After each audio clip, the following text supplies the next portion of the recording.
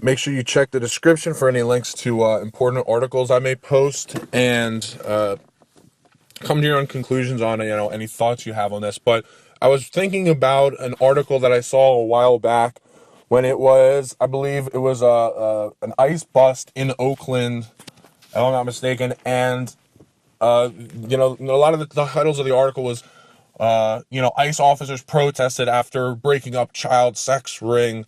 So I think they were getting these immigrants who I believe were Guatemalan, and there was this, I believe child sex ring. Obviously detained the individuals, but immediately after, there's pictures of people protesting them.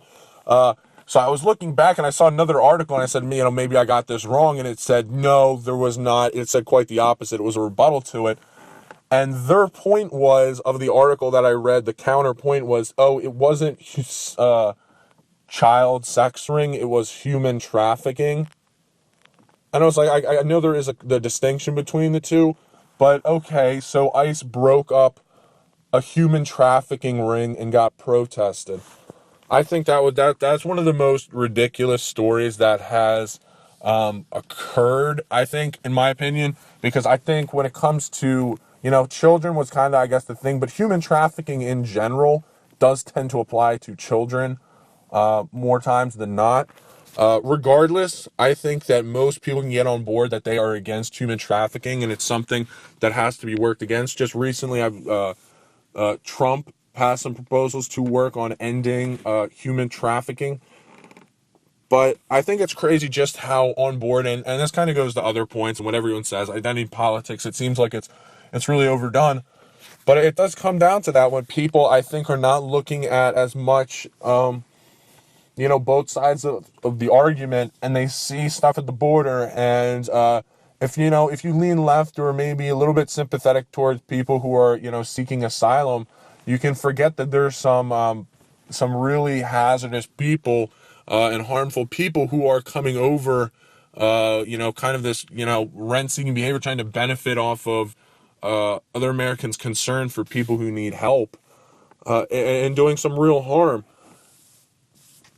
And this is just a case where ICE is, just individuals doing their duty to try and keep, the border safe, because when there's uncontrolled migration across our border, we don't know who's coming in. So it could easily just be somebody who's looking for a better life, or somebody who's trying to, profiteer and take advantage of these people in vulnerable situations.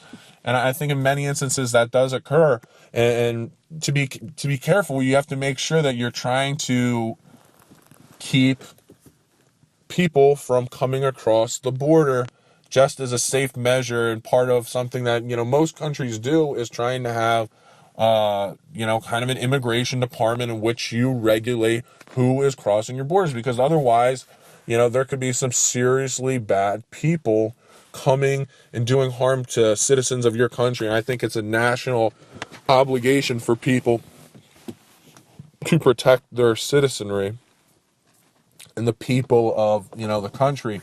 So it comes down to a situation like this, but I think the rhetoric, especially towards ICE, and there have been calls to abolish ICE, are out of line, because maybe you could say reform ICE or relook at specific policies or de facto behavior. But I think in general, it is a benefit to have people enforcing a law that seems to be broken. And I don't think traditional law enforcement would be doing that. I think it makes sense that there's a special organization to be doing that. So I'm sure there are grievances, some legitimate, some not, towards ICE. I think most are not, because most people it's not an issue. It's a non-issue for them. It's more of a talking point. But for the people who it is a serious issue, and it does apply, and have seen injustices on the ends of ICE, I think it should be looked at more as a protocol issue, or just how are they managing operations. But when people start talking about abolishing ICE as some type of racial organization, it's a non-racial organization. It's an American melting pot. We're trying to keep good taxpayers safe, the American public safe, because if all of a sudden there was people getting attacked, and I think in some instances gangs are coming across the border, because why wouldn't they, if they could have access to more area to do whatever criminal activity they're doing. I think they'll take advantage of that. So I think it's important for there to be ICE. And I just find it interesting when people are saying abolish ICE entirely and then try and shut down the conversation as anything else other than racist. It just goes back to identity politics, I think, more than anything, than it does with, trying to benefit, the average American.